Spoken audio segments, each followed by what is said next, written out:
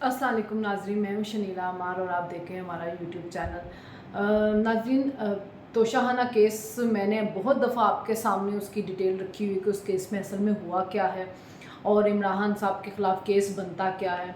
तो वो उसकी सज़ा जो है वो उसको नीचे की कोर्ट से मिल चुकी हुई है। बहुत से लोगों ने कहा जी उसके अंदर फ़्लॉज़ हैं। फ़्लॉज़ ये हैं कि बड़ी जल्दी में फ़ैसला किया गया है।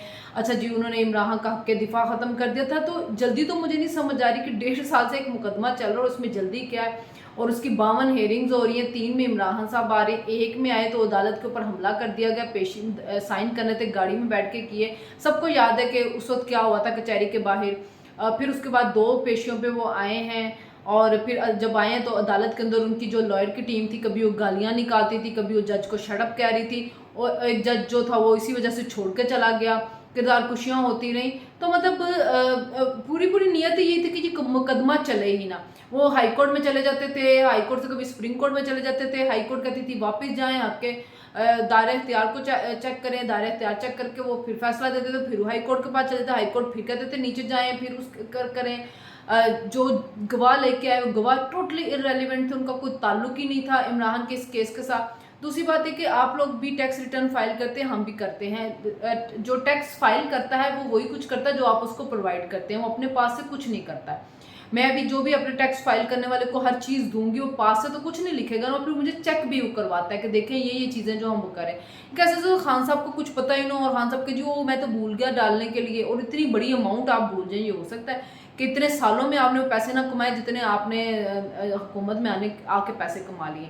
तो घड़ी बेच दी। वैसे तो आपके जो फॉलोअर्स थे वो कहते थे जिसके एक दस्तखत करने से शर्ट के करोड़ों रुपए मिलते हो, वो घड़ी कैसे बेचेगा। तो फिर हाँ साहब ने खुद ही कहा कि मैंने तो बेची थी घड़ी।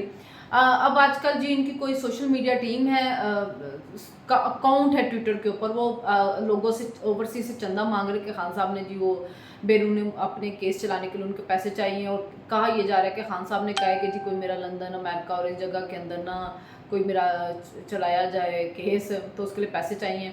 तो मुझे समझ नहीं आ रही कि एक बंदा जिसकी साइन की हुई शर्ट करोड़ों के बिकते, बल्कि आजकल तो शायद अरबों की बिक जाए, जेल में बैठा हुआ नेल्सन मंडेला बन रहा है, तो उसको ज़रूरत क्यों पड़ी है कि वो लोगों से भीख मांगना शुरू हो गया हुआ है। ये फ्रॉड सारी जमात है। चंदा हर कोई यहाँ पे दूसरे को ठगने की कोशिश करता है, कोई ना कोई इमरान के बिहाफ के ऊपर चंदा मांग रहा होता है और वैसे ही वो ओवरसीज़ पाकिस्तानी उठ के देना शुरू कर देते हैं। मेजॉरिटी नहीं, बहुत से लोगों को अकल भी आ गई हुई है, लेकिन कुछ वो आप उनके साथ बहस करो तो बहस उनकी वही पुरानी दलीलें, वही बातें होती हैं। वो हकीकत टीवी ने जो 4 उनको दलीलें रटा दी हैं, वो उन्हीं दलीलों के ऊपर चलते रहते हैं और खान साहब को एंटी स्टैब्लिशमेंट साबित करने की कोशिश करते हैं। भाई जो जनरल बाजवा को के ताहियात मुझसे तोसी ले लो और मुझे हुकूमत करें तो एंटी स्टैब्लिशमेंट है। जो अपनी हुकूमत आग निकल कहता है मैं तो बेबस था, जो अब खुद कहता है कि नवाज शरीफ को फौज ने निकाला, जो कहता है मैंने मुकदमे नहीं बनाए थे। मतलब इतना बेबस बंदा था, और आप उसकी जो है वो कसीदे पढ़ रहे होते हैं कि ओ वो खान साहब ने तो इनकलाब ले आना और खान साहब तो हमें हकीकी आज़ादी की तरफ लेके जाएंगे। जबकि हाल ये है कि खान साहब खुद मिन्नत तरले करते इस्टेब्लिशमेंट की आखिर तक कि मेरे से बात कर लो, मेरे से बात कर लो। तो ये एक अकलियती सोच है। जो खान साहब के फॉलोअर्स है, कल्ट फॉलोइंग है, उनके पास दलीलें कुछ नहीं, उसमें से कुछ ये हैं कि पीपल्स पार्टी के लोग थे, उससे बेजार है तो खान की तरफ चले गए, तो एक खास माइंडसेट है। कुछ कुछ फिरके ऐसे हैं जो खान साहब के साथ रहना चाहते हैं, तो वो उसी वजह से कल्ट फॉलोइंग बनी हुई, जो आपको उल्टी सीधी दलीलें देंगे और आपका वक्त जो है उसको ज़ाया करेंगे। तो लेकिन खैर अच्छी दलील कोई दे रहा हो तो उसके साथ ज़रूर आर्गूमेंट होने चाहिए। तो चले जी बात हम करते केस की। तो वो खान साहब का केस कल बंदियाल साहब जो थे उन्होंने उठा लिया। उन्होंने कहा कि हाई कोर्ट को इंस्ट्रक्शन दे दी कि जाएं जी कल आप फैसला करें, फिर 2 बजे हम मिलेंगे। तो हाई कोर्ट के आमिर फारूक साहब थे, लगता है वो भी डट गए, भाई ये क्या बात है, हमें क्यों ऑर्डर किया जा रहा है कि हम एक ही दिन के अंदर फैसला करें, अदालत तो अपने उसके साथ चलेगी।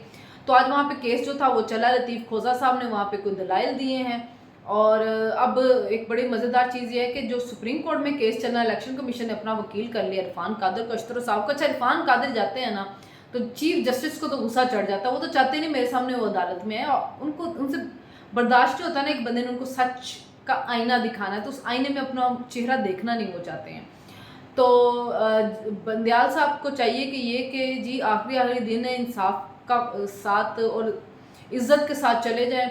शायद उनको लग रहा है कि जी ये अमरीकी सफ़ीर जो है वो चीफ इलेक्शन कमिश्नर से मिला है, तो शायद अमेरिका इमरान के पीछे हो गया और इमरान ने वापस आ जाना। वो जो इनके जो वीलॉग करते हैं ना, वो एक पता नहीं कोई करते हैं, वो तो हर रोज़ इमरान को रियलाइज़ दिखाते हैं, 2 अक्सरियत भी दे देते हैं। तो शायद उन्हीं को सुनते होंगे बंदयाल साहब। तो उन्होंने कहा अगर इमरान ने तो शायद आ जाना 2 अक्सरियत लेके, तो मैं कोई एहसान उस पर करता जाऊँ, मैं उसकी ज़मानत जो है सज़ा मुअत्तल करके उसको ज़मानत दे दूँ। तो आज उन्होंने आमिर फारूक को कहा, तो उधर तो केस ख़त्म नहीं हुआ जल्दी, तो इधर से मुज़ाहिर अली नकवी जो थे वो टुट गए लोर नू। तो खान साहब का सुप्रीम कोर्ट ने गिरफ्त कर दिया। कल अब दलाइल देने हैं जी लतीफ़ खोसा ने। तो देखें वो जो पीटीआई वाले थे वो कल बड़े मुतमिन थे, बड़े वो पुरजोश थे कि आज वो मिठाइयाँ खाएंगे, खान साहब रिहा हो जाएंगे। लेकिन खान साहब रिहा नहीं होंगे। अगर सुप्रीम कोर्ट ये करे कि जी अगली पिछली हर तरह की ज़मानतें दे दे उनको, जो कि कानून का कत्ल करके अगर वो देना चाहते तो वो दे दे, और वो एक्सपोज होना चाहते तो वैसे तो वो हो चुके हैं, लेकिन अगर मज़ीद होना चाहते हैं और वो कोई भी कानून का वो करके करना चाहते हैं तो वो ज़रूर जो है वो दे दें उसको ज़मानत के लिए पिछली। लेकिन वैसे ही है कि वो साइफर केस में भी फंसे हुए हैं, वो 9 वाले में भी उनकी गिरफ्तारी निकली। तो अगर एक केस में उनकी ख़त्म करेंगे तो किसी और केस में अंदर चले जाएंगे, उससे निकलेंगे किसी और में अंदर चलेंगे। अब इतनी जल्दी खान साहब जो है वो बाहर नहीं आते हैं, क्योंकि खान साहब के खिलाफ केसेस तो बेतहाशा हैं। साइफर जिस तरह आपने खेला है, आजम खान उसकी गवाही लेके बैठा है, तोशाहाना के ऊपर उसकी गवाहियाँ आ गई हैं। वैसे बात यह है कि खाली खान साहब को नहीं, आप सज़ा दें, जनरल बाजवा जनरल फैज़ को भी सज़ा दें, साकिब निसार को भी सज़ा दें, उन तमाम जजों को दें, उन तमाम जर्नलों को दें जिन्होंने ये हाइब्रिड सिस्टम ला के बिठाया। वो एक सदर जो है ना, सदर ममलिकत, वो जो आपने बिठा दिया, आपकी बेइज्जती तो उसने भी करवा दी, पूरी दुनिया में उसने रुसवा करके रख दिया उन कानून के ऊपर कि जिसको ना साइन किए ना उसने वापस भेजा। फिर उसके बाद जब देखा कि वो कानून बन गए, भाई आप माफ़ी किस चीज़ की मांग रहे हैं? अगर आपने साइन ही नहीं किए थे, आप क्यों कह रहे हैं कि कानून बनने पे मैं माफ़ी मांगता हूँ? उसका मतलब आपको पता था कि 10 दिन के बाद हो जाने। आपने दोनों जो थे ना रांझे राज़ी करने की कोशिश की, तो वो रांझे राज़ी नहीं होते ऐसे सदर साहब। और अब आप इलेक्शन कमीशन को कह रहे हैं कि तारीखें दें, तो इलेक्शन कमीशन भी आईनी तौर पे चलेगा, आपकी मर्ज़ी अब नहीं चलनी है, तो आप कोशिशें जितनी मर्ज़ी जो हैं वो कर लें। तो आखिरी चिराग जो होते हैं ना, बुझने से पहले वो टिमटिमा रहे होते हैं, तो वो आपका यही हाल हो रहा है। तो बात यह है कि 90 दिन में इलेक्शन तो होने चाहिए, ज़रूर होने चाहिए, और कोई गवर्नमेंट आ जानी चाहिए, क्योंकि इस मुल्क के जो हालात है ना, इकॉनमी को लेकर गरीब बंदा बड़ा परेशान है। बिजली के बिल बेतहाशा बढ़ गए हुए हैं, पेट्रोल बढ़ गया, डॉलर आज 300 पे पहुंच गया है, तो उसकी वजह से आगे पेट्रोल बढ़ेगा। पेट्रोल बढ़ता है तो साथ ही महंगाई बढ़ती है, मन माने लोग अपने रेट निकालते, गरीब बड़ा परेशान है, खासतौर पर बिजली के बिलों को लेकर।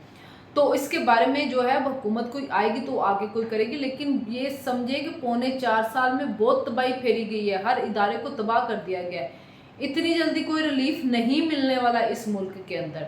फिर जो हमारा ब्यूरोक्रेटिक स्ट्रक्चर है जी, कि वो कुछ होने ही नहीं देता है, और वो आपके जो काम है वो ख़राब करता है। बिजली के मामले में भी ब्यूरोक्रेट्स जो बैठे हुए थे वहाँ पे उन्होंने काम ख़राब किया, सस्ती बिजली नहीं आने दी सिस्टम के अंदर, के वो आ जाती तो लोगों को सस्ती मिलनी शुरू हो जाती ना। अब सर्कुलर डेट को उन्होंने ख़त्म किया, लोगों पर इतना बोझ डाल डाल के।